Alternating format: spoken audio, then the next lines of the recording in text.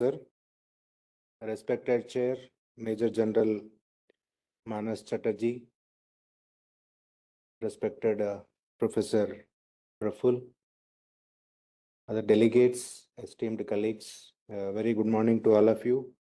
Actually, it's my privilege and honor to be with you today on behalf of Indian Pharmacopoeia Commission, Ministry of Health and Family Welfare, Government of India. I'm extremely thankful to the organizers and the entire team of AFMC for providing this great and wonderful opportunity for me as well as for Indian Pharmacopoeia Commission to share some of our responsibility to promote the public health. So at the end of my session, definitely there will be a lot of areas for mutual collaboration.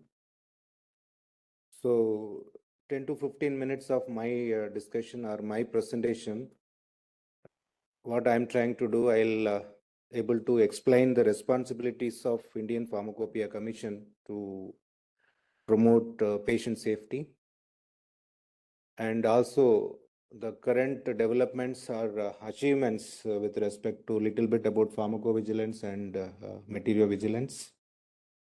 And third part, what are the future course of action, plan of action with all of you. So ultimately, I'm here to seek your support and help in establishing the robust system of medical devices safety surveillance, that is materiovigilance. So this is about the picture of Indian Pharmacopoeia Commission, which is an autonomous institution under the Ministry of Health and Family Welfare, Government of India, located at Ghaziabad, which is one of the satellite city of Delhi NCR. Next slide, if we go through the next slide. So the Indian Pharmacopoeia Commission has got many responsibilities or mandate. If you look at the responsibility, it's not only the public health. It is related to promoting the quality standards for medicines or medical products. Again the first slide only.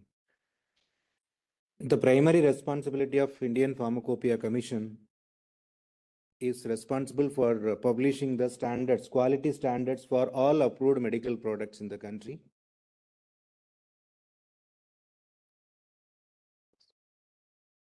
So currently we have 3,000 monographs, standards for medicines, vaccines, biosimilars, and radiopharmaceutical standards. So primarily, the Indian Pharmacopoeia Commission is responsible for developing the standards for all approved medicinal products in the country. Usually the approval process or the product approval is given by the Central Licensing Authority, that is CDSCO, Central Drug Standard Control Organization. Once the product is approved or available in the market, it becomes the responsibility of Indian Pharmacopoeia Commission to develop the quality standards, starting from identification, assay, dissolution, and many other parameters we need to establish and we need to available to the manufacturers. So this is one of the responsibility of IPC, and also we are also responsible for developing the impurity standards as well as reference standards for each and every monographs. The reference standards are highly characterized compound or material which needs to be available physically. Then in order to promote the rational use of medicines, we do develop we do publish a formulary called National Formulary of India to promote the rational use of medicines. Last but not the least, the Commission also responsible for coordinating two national programs or national schemes called Pharmacovigilance Program of India and Materiovigilance Program of India, which is the robust system is being put in place to generate India-specific data. So I'm happy to share with you that AFMC also one of our regional pharmacovigilance monitoring center, adverse events monitoring center. Primarily, these centers are responsible for collecting, collating, and assessing the adverse events related to medicines and reporting to Indian Pharmacopoeia Commission. We have a national database. And ultimately, what is the use of this data? When you ask me what is the use or what is the need of this indigenous data, this indigenous data is It's helping the regulatory, not only the regulatory system, it's also helping the entire community for identifying the risk-based, doing the risk-based evaluation, identifying the lack of efficacy or product quality related issue.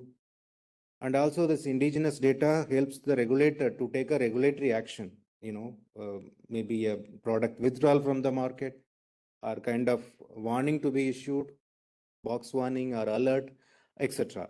So the regional level, regional centers are playing a very important role in monitoring or reporting the adverse events. Similarly, the Material Vigilance Program of India, so which I am going to discuss more about, what is the need of medical devices safety, why the pharmacovigilance or material vigilance system is required in our system, in our country, because we have to have our own database rather than depending on any other country's database. So before launching or before introducing the pharmacovigilance in our country, if you look at the before 2010, there was no system of pharmacovigilance. If a regulator want to take any decision, they are forced to refer European database or US FDA database for regulatory action or any intervention is required. But sometimes it may not be necessary. We need to have our own pattern of adverse events. We should not depend on other, because there are pharmacogenomics factor. Many factors are responsible for having or influencing the adverse events. So therefore, our database, indigenous database, is very much required. Let it be medicine related adverse events or medical device related. So both pharmacovigilance and material vigilance program aims to collect, analyze the adverse events with the help of regional monitoring centers. Other than the monitoring centers, as per the law or as per the rule, medical device rule, the respective manufacturers of medical device or medicines, they are supposed to report the adverse events. It is mandatory for them to report the adverse events to the Central Licensing Authority as well as Indian Pharmacopoeia Commission. So this is how the program has been, programmatic approach or program has been structured to collect the adverse events related to these products. So currently under the pharmacovigilance, we have 976 regional adverse drug reaction monitoring center, including AFMC Pune, also one of our regional monitoring center under the pharmacovigilance. Plus, we have a regional training centers of 12 regional centers span India. These training centers are responsible for providing training to the newly recognized monitoring centers, how to report, what to report, where to report, why to report, and also the assessment, causality assessment of adverse events. The causality assessment, it becomes crucial for judging the whether the medicine is related for adverse events or any other comorbid condition. So the causality assessment is an integral part of any pharmacovigilance system practice is concerned. So therefore, the regional training centers are trained in such a way to provide the training, continuous training to the regional centers. When I come to material vigilance, the same structure has been adopted where the medical device related adverse events monitoring system is concerned. So we have 501 centers. So I take this opportunity to, AFMC also to be a part of this medical device or material vigilance safety surveillance system is concerned. So I'll be happy to provide or facilitate all the requirements to be completed to become a medical device adverse event monitoring centers. Again, under the material vigilance, we have 7 regional centers. Same way, they also impart the training to the existing centers as well as new centers to come up under the material vigilance.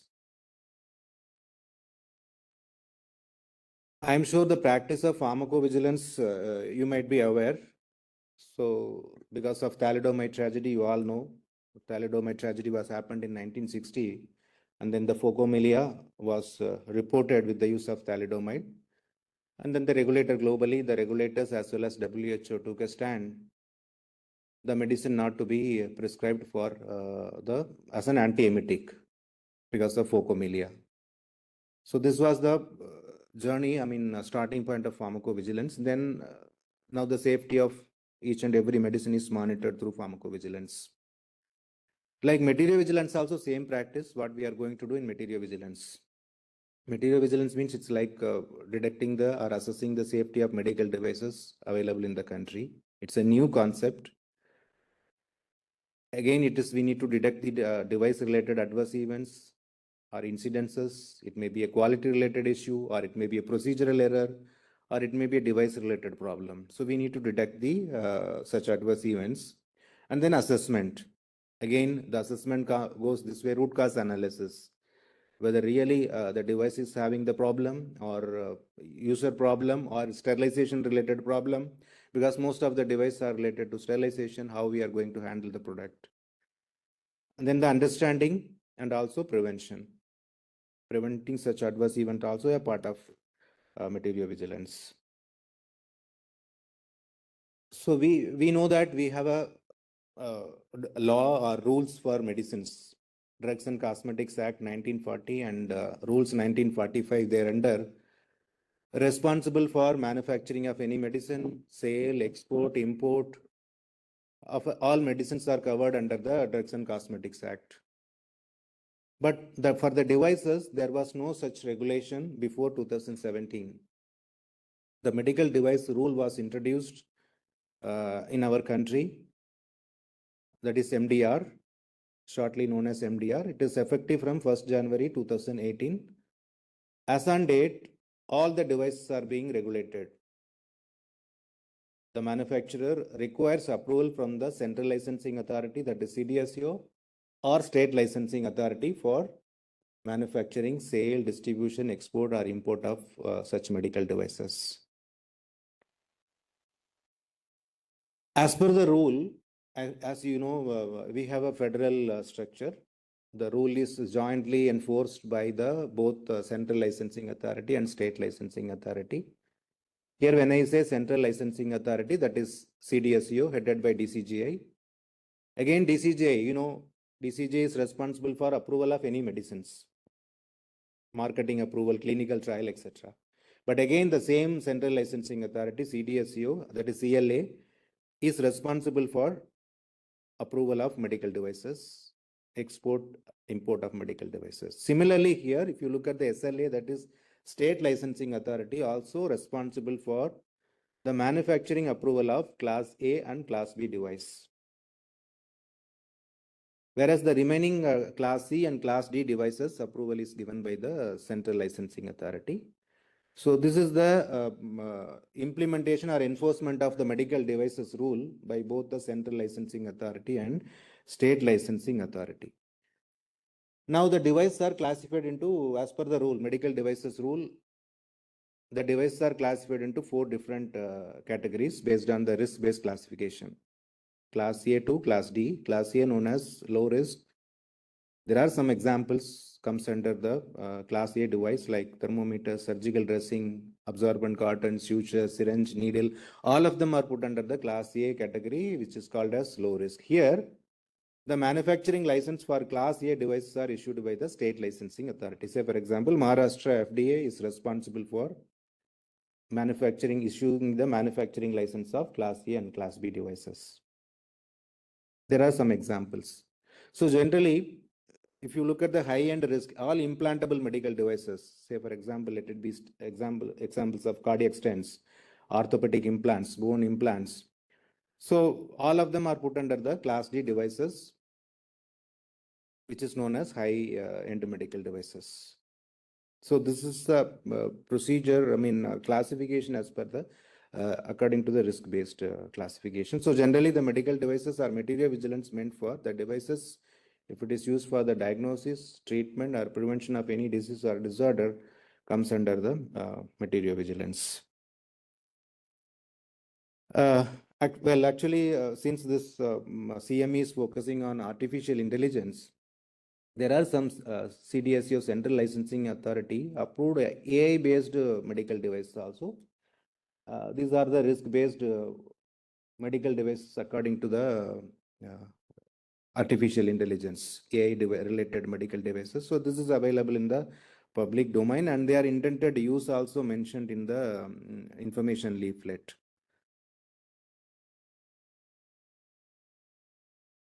So I'm sure since last yesterday also you might have discussed what in by artificial intelligence and what are the medical devices refers to, the artificial intelligence is maybe a reasoning related medical devices.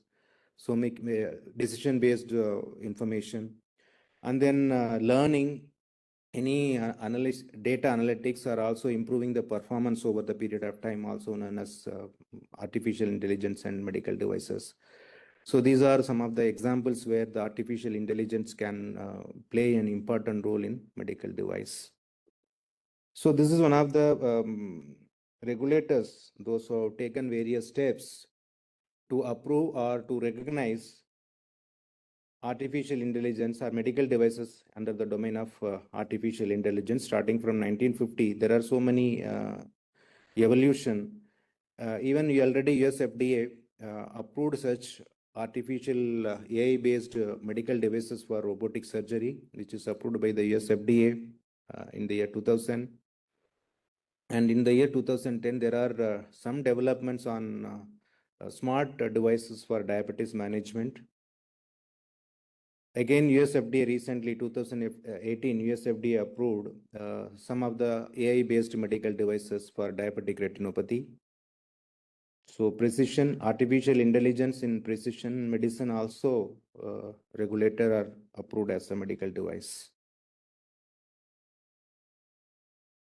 I am sure this artificial intelligence as a medical device going to play an important role in many areas. I mean, it is going to benefit or some of the advantages which are given here. It may be reducing the error, accuracy in data, particularly when it comes to the pharmacovigilance data or material vigilance database. So currently we face some challenges, the data accuracy or duplicate in reporting. So once the artificial intelligence based devices are introduced, this problem is going to be solved. Already the Uppsala Monitoring Center, which is a WHO collaborating center for pharmacovigilance, already introduced artificial intelligence in identifying the signals, new safety signals with the available database.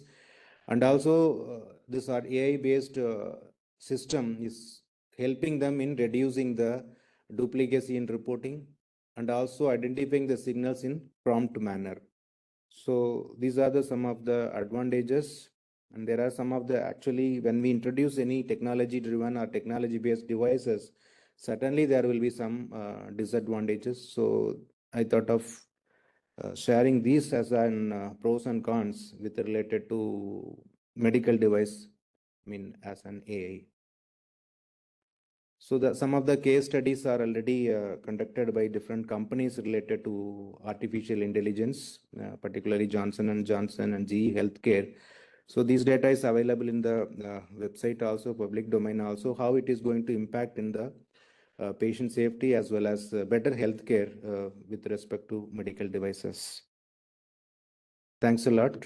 Thanks for this opportunity, and with the permission of chair, if chair permits, we can. Thank you, Dr. Kalaiselvam. Before we take questions from the house, keeping in view my current sort of portfolio, there are certain, queries that we generally have. One of them is, you mentioned about the approval of devices. Now, what I understand is the US FDA approves devices, unlike drugs, which are approved for safety and efficacy both. Devices are primarily approved for safety and not for efficacy. So that's the difference as far as the US FDA is concerned in terms of drugs and devices. So in India, what is it? Are these devices approved for efficacy? That's what I want to know. Sir, devices are approved as efficacy also in case of drug device combination. What about only devices? For example, let us say if a new CT scan machine, now you know about the MII initiatives, CT scans, MRI machines, which are now being, which are coming in India. So does this, do you all approve, or does the central or the state authority approve them for safety and efficacy? Yes, both. Okay. So that is important. The second thing is, these devices AI-enabled devices generate a lot of data. And what is the guarantee that this data does not go back to the device manufacturer? See, we don't want our patient data to go back to the device manufacturer, and Okay. that's a concern. So how does how does the licensing authority ensure that these devices don't have chips or something which enables them to transfer data to the manufacturer? So you mean to say that transparency and accountability is Absolutely, necessary? especially imported equipment. So this actually, this question actually, I'm not a part of the regulatory system. We are an independent organization, generate the safety data, but when they approve, what kind of policy or what kind of instruction they are going to make it in order to protect the transparency and accuracy, I have to check with the regulator, then I'll update you. And you in the US, you have this black box system. Yes. Is there a black box system there in India? So see, it is Because I haven't seen it in drugs. It is there in the drugs also, sir. The regulation, it is there. But is it actually practiced? I don't know practicing or Because not. yeah, so that is because I haven't seen actually an Indian. We have a system of black box warning also. Even if you look at the pioglitazone related bladder cancer, the black box warning was issued. Thank you so much. Dr. Jyotsna, do you have any question? And for even the device also, the labeling called information brochure. The manufacturer is responsible to update the information brochure for device related information, which includes, as you mentioned, the alert, warning, incidences. So all needs to be captured in the IFU.